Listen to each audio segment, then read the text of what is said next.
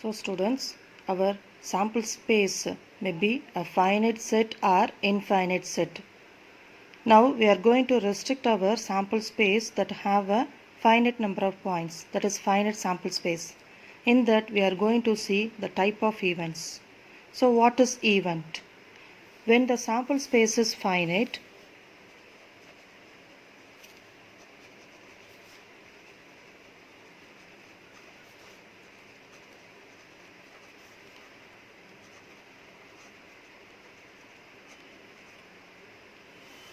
any subset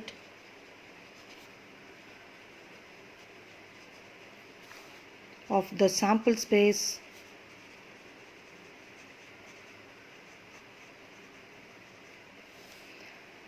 is an event. That is, all the elements of the power set of the sample space are defined as an event. Right?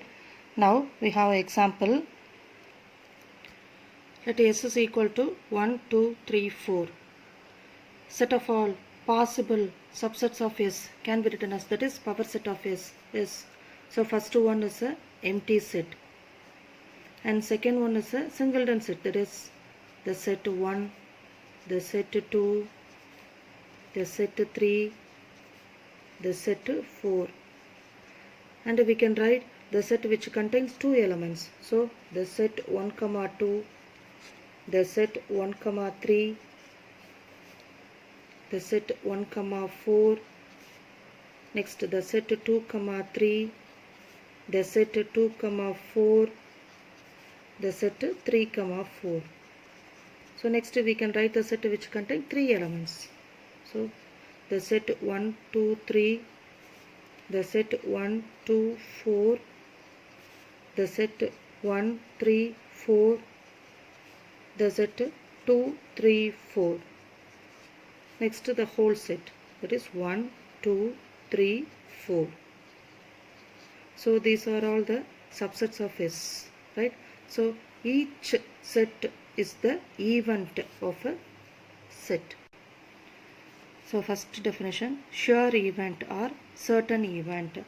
It means the sample space S is called the sure event or certain event, that is S equal to the set 1, 2, 3, 4 is called the sure event or certain event. Next, impossible event. So impossible event means the null set is called, that pi is called the impossible event. See, when you roll a die, can you able to say the event 7 will occur? No, because the die contains only the numbers 1 to 6. We can't get the number 7. So it is an impossible event. Now third one, complementary event. So for every event we have the another event as A bar. See, A means, for example, when a coin is tossed, let A be the event of getting a head, means A bar means it is an event of not getting a head. That means A bar means it is non-occurrence.